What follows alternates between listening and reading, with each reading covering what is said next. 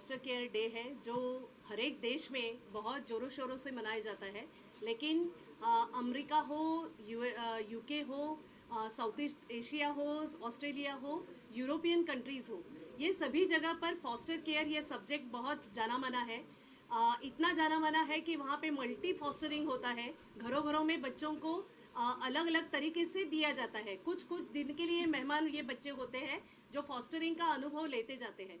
लेकिन हमारा ये भारत देश है जहाँ पर फॉस्टर केयर सर्विस के बारे में ज़्यादा जानकारी ही नहीं है। हम ये इस विषय से पूरे अपरिचित हैं और ऐसे विषय को लेकर, लेकिन एक जगह से देखेंगे तो हमारी यहाँ भारतीय संस्कृति की जो देन है, ये हमारी संस्कृति की देन ऐसी कमाल की है जहाँ पर फॉस्टरिंग का सब्जेक्ट बहुत प्राचीन परंपरा से जुड़ा हुआ है और हमारे देश की धरोहर से और हमारा गौरवशाली इतिहास इसका सबूत है। जहाँ पर भगवान श्री कृष्ण यशोदा और नंद के घर रहे, यह हमारा भगवान श्री कृष्ण हमारा पहला फॉस्टर चाइल्ड है और हमारी जो यशोदा और नंद है यह हमारे पहले फॉस्टर पेरेंट है। तो ऐसे देश में जहाँ पर फॉस्टर केयर सर्विसेज के बारे में बताएंगे तो ये बात तो हमारे देश का ही विषय है, हमारी प्राचीन परंपरा इसको कहती है और ये फॉस्टर केयर सर्विस इसका नाम अलग होता है। लेकिन हम कहते हैं कि हम अनाथों का नहीं, हम स्वनाथों का देश है। भारत देश स्वनाथों का देश है जहाँ पर अनाथ ये सब्जेक्ट नहीं था, लेकिन कुछ ऐसे कुछ घटनाएं घटी है, ऐसा एक इतिहास बन पड़ा है, हो गया है कि जहाँ पर बच्चे तादाद में बेघर और अनाथ पाए गए और वो उसका कारण भी अलग था। नेचुरल कैलेमिटीज़ और मैनमेड कैलेमिटीज़ की वजह से बच्चे तादाद में अनाथ हुए और इसके लिए संस्थाओं की ज़रूरत पड़ी और हमारा जो विषय था जहाँ पर स्वीकारार्हता समाज की थी, जहाँ पर अनाथ ये शब्द हमें पता नहीं था, ये शब्द से हम परिचित हुए संस्थाओं की वजह से, जहाँ पर तादाद में बच्चों को रखा जाने लगा और वहाँ पे उनके पूरे ज़रूरतों को सोचा गया और उनके लिए एक शेल्टर होम्स, एक अनाथालय, एक बालगृह की संकल्पना दृढ़ हुई और आज हमारे देश में 7,163 इतनी संख्या में चाइल्ड केयर इंस्टीट्यूशन जिसे कहा जाता है वो हमारे देश में है। और प्राइवेट इंस्टीट्यूशन की हम बात करेंगे तो इतनी तादाद में एनजीओज, इतने तादाद में ट्रस्ट के चले हुए बालगृह हमारे देश में है। लेकिन हमारे देश में बालगृह और ये सब होने के बावजूद भी ये बच्चों की सबसे ज़्यादा ज़रूरत क्या है? सिर्फ उन्हें रहने के लिए, खाने के लिए और सोने के लिए जगह होने से उनकी सभी व्यवस्था या सभी ज़रूरतें पूरी हो सकती है क्या? तो नहीं, क्योंकि सबसे ज़्यादा उनको ज़रूरत होती है वो ममता की, वो प्रेम, वो प्यार की ज़रूरत उन्हें होती है। उन्हें एक मजबूत आधार की ज़रूरत होती है, उन्हें कोख की ज़रूरत होती है जिसके लिए हमारे बच्चे तरसते हैं।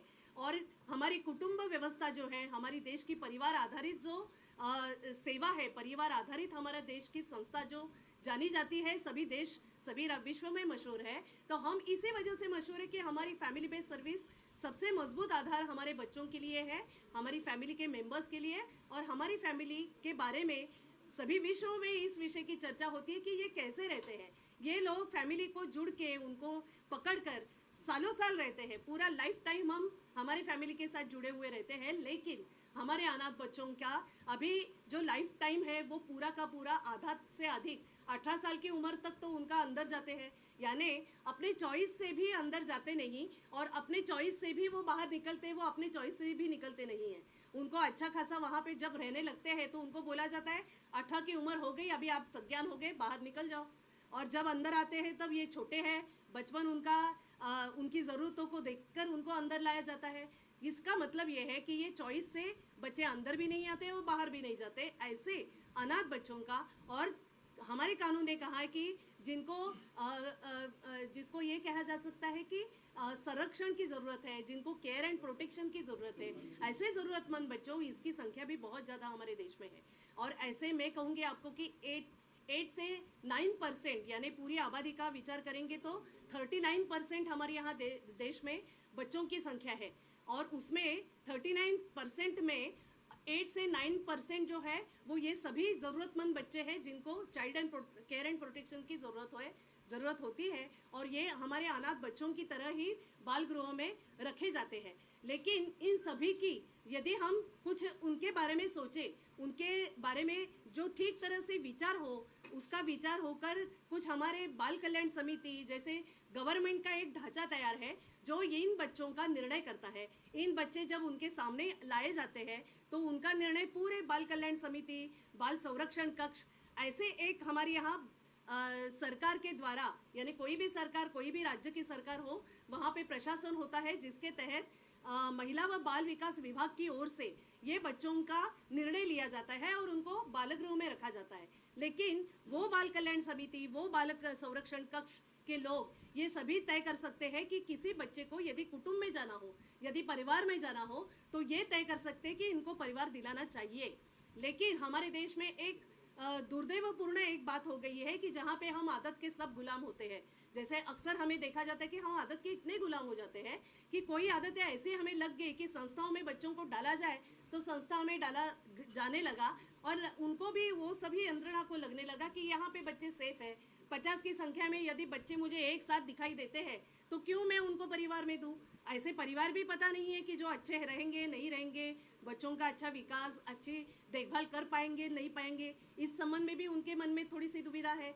और ऐसे NGOs यहाँ पे नहीं है जो NGOs उनको ये कॉन्फिडेंस दिला सकती है कि हमारे देश में, हमारा देश ही जो परिवार आधारित है, जहाँ पर चाइल्डलेस कपल्स की संख्या ही 2 करोड़ से ज़्यादा है, वहाँ पे हमारे यहाँ ममत्व से जो कोख के लिए तरसती हुई माँ और मजबूत आधार देने वाला पिता, ये दोनों भी तरसते हैं और ये दोनों भी सोच रहे हैं कि हमें अडॉप्शन करना है।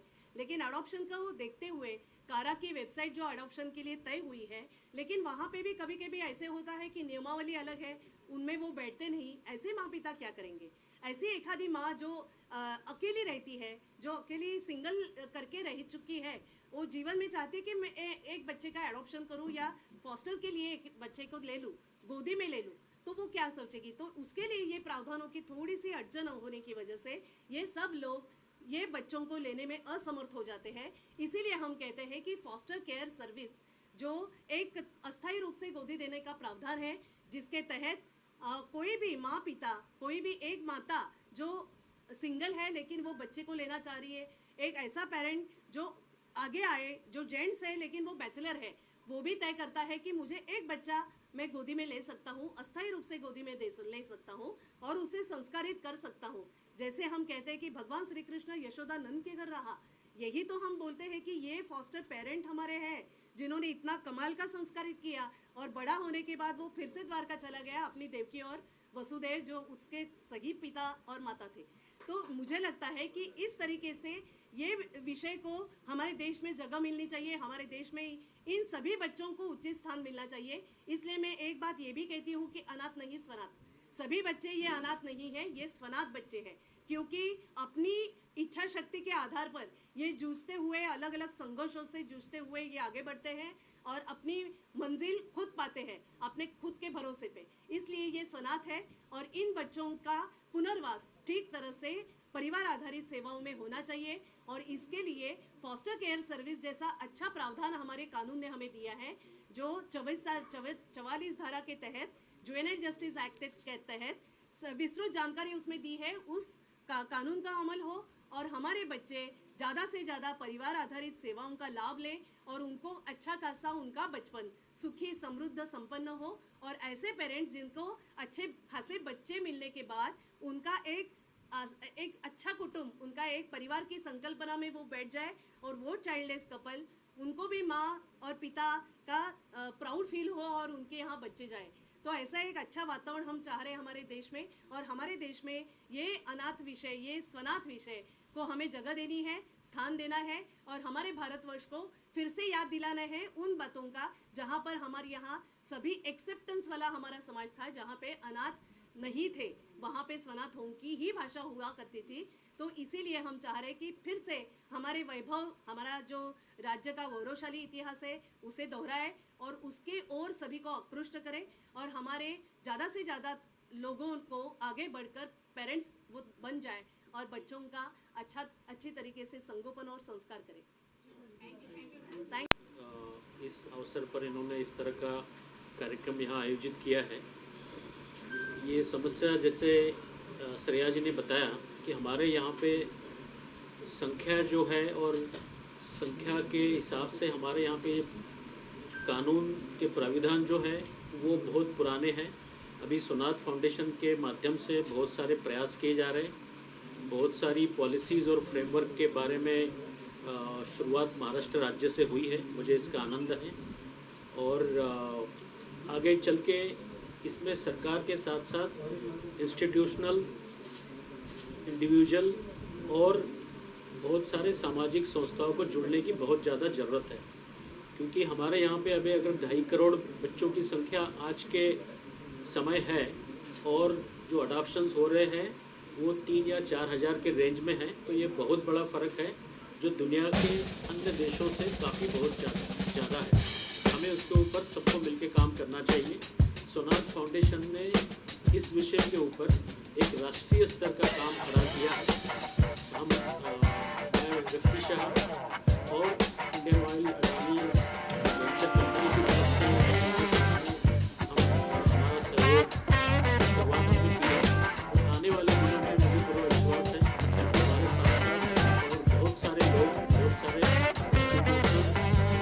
जुड़ेंगे इस काम को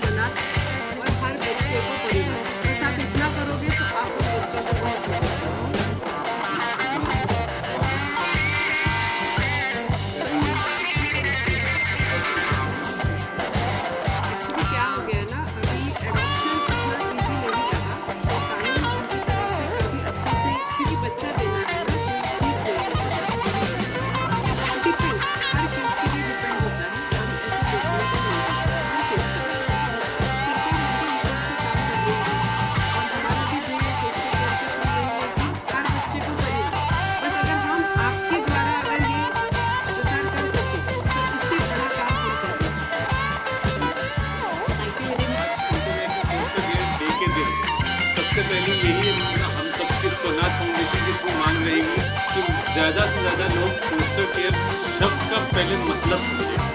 फोस्टर केयर है क्या? आज सोसाइटी में अगर कोई भी एक कपल विचार करता है कि उन्हें एक बच्चा चाहिए तो वो अनाथ आश्रम में जाते हैं। अनाथ आश्रम में जाने के बाद वो बोलते हैं हमें बच्चा चाहिए। अनाथ आश्रम वाले बोल देते कारा करके एक वेबसाइट है, वहाँ पर आपको बच्चा मिलेगा। दुर्भाग्य की बात है संस्था वाले कभी ये शब्द का जिक्र ही नहीं करते कि फोस्टर केयर करके भी कोई कायदा है जिसके थ्रू आपको बच्चा मिल सकता है।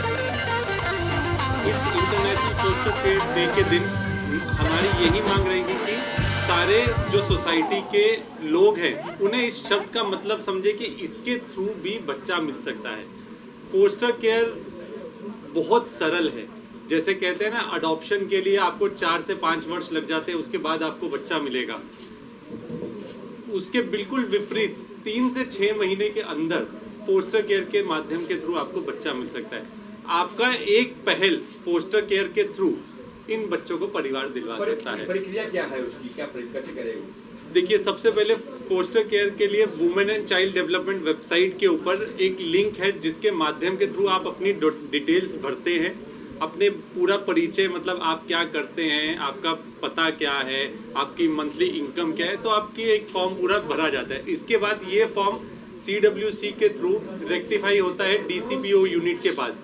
जैसे वो DCPO यूनिट के पास जाता है तो एक district child protection officer appoint किया जाता है, जो आपकी पूरी जो आपने माहिती भरी हुई है उसकी पूरी वो स्क्रूटनी करते हैं। उसके बाद वो लीगल प्रोसेस शुरू हो जाता है और ये इसी महीने इन्हीं 3 से 6 महीने के अंदर ये पूरा हो जाता है।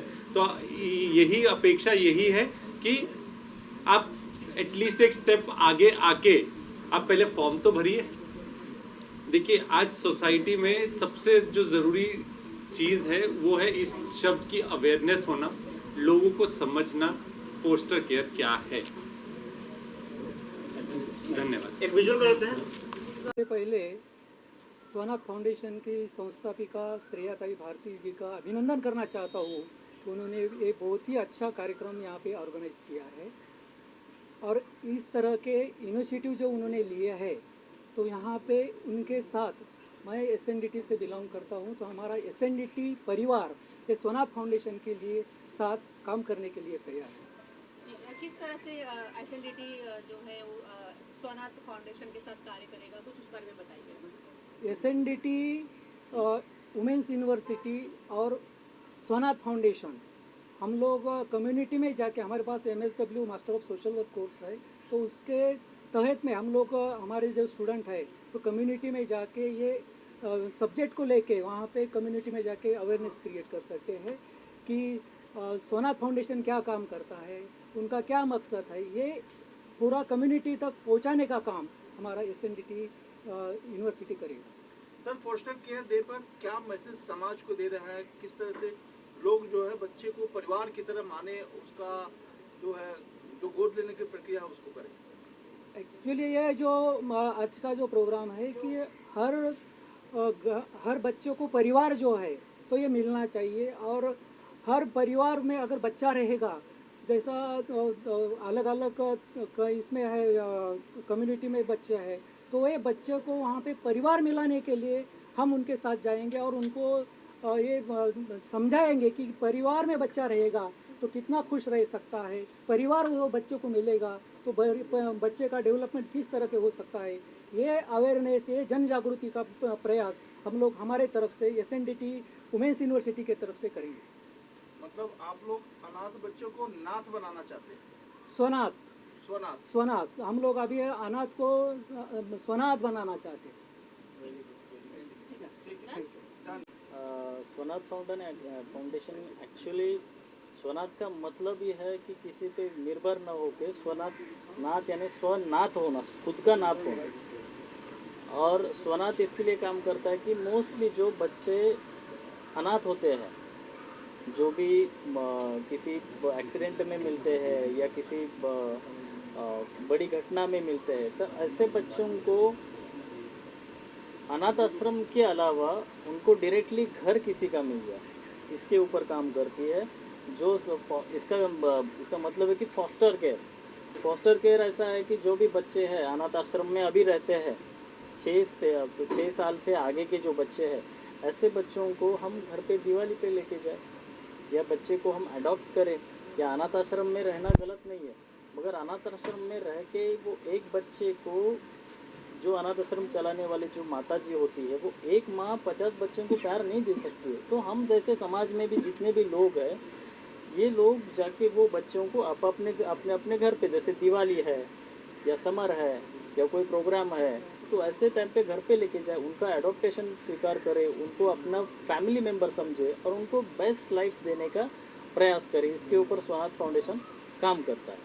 मनोज जी, जैसे कि आपने अभी स्पीच दिया, आप खुद भी एक अनाथ रहे हैं, बहुत तकलीफें आपने झेली है, कुछ उस बारे में अगर बताना चाहें। एक्चुअली क्या है कि इसमें ऐसा है कि जैसे कि अबव 18 हो जाते हम 18 साल के बाद। जो अनाथ आश्रम में मैं रहा, वो अनाथ आश्रम बहुत अच्छा था, उन्होंने बहुत अच्छे संस्कार दिए, उन्होंने हमें बहुत आगे बढ़ने के लिए बहुत प्रयास किया। मगर गवर्नमेंट पॉलिसी ऐसे कि 18 साल के बाद अनाथ आश्रम के बच्चे को आपको बाहर निकलना होगा। अभी वो पॉलिसी में इम्प्लीमेंट होके 18 से लेकर 23 साल तक वो बच्चे वहाँ पे रह सकते। अभी की पॉलिसी बन रही है, अभी उसके ऊपर काम चल रहा है। मगर 18 साल के बाद मैं जब अनाथ आश्रम के बाहर पड़ा तो मैं क्या करूँ? समझो अपने घर में हमारा भाई रहता है, अगर डायरेक्टली भाई को बोल देंगे 18 साल पूरा हो गया तो अभी तेरा तू देख ले, तो बच्चा जाएगा कहाँ पे? तो मैं वहाँ से औरंगाबाद गया। औरंगाबाद में स्टेशन पे होता था पहले, तो कुछ महीने में और गवर्नमेंट हॉस्टल था, हॉस्टल में छुप छुप के दोस्त के बेड के नीचे रहता था, मगर वहाँ के फिर बाद में वार्डन ने निकाल दिया, छुप छुप के रहता है इसलिए निकाल दिया। फिर बाद कहाँ जाऊँ, कहाँ पे रहने के लिए जगह नहीं, तो औरंगाबाद स्टेशन पे सोता था। तो फिर वो सोते हुए वहाँ पे फिर पुलिस की मार हो, वहाँ से हकाल देना हो, वो करते करते मैं कॉलेज जाता था। मगर कैसे कुछ दिनों के बाद ऐसा हुआ कि बाबा खाने के लिए भी पैसे नहीं है। जैसे मैं होटल में वेटर का काम मांगने के लिए गया तो काम भी दिया नहीं गया, क्योंकि इस सीन ऐसा है अनाथ बच्चों का कि उनको काम भी दिया नहीं जाता है। तो मैंने बोला कि स्वीपर का काम दो, वेटर का काम दो, वॉचमैन का काम दो, तो उन्होंने कोई काम नहीं दिया। बोला क्यों नहीं देंगे आप काम? तो उन्होंने इसके ऊपर जवाब ऐसे दिया कि आप अनाथ आश्रम से आए हो। बोला फिर अरे यहाँ से चोरी करके जाएगा तो हम किसको पकड़ेंगे, किसके पास जाएंगे? तो इसके लिए अनाथ बच्चे को फैमिली की ज़रूरत है, जो कि बाबा किसी को परिवार मिल जाए, उसका उसमें एजुकेशन पूरा हो जाता है। एजुकेशन से ज़्यादा मॉरल सपोर्ट की ज़रूरत होती है। हम तो इंसान ही, प्राणियों को भी मॉरल सपोर्ट की ज़रूरत होती है, और सोनाथ फाउंडेशन उसी के ऊपर काम करता है कि बच्चों को मॉरल सपोर्ट मिले।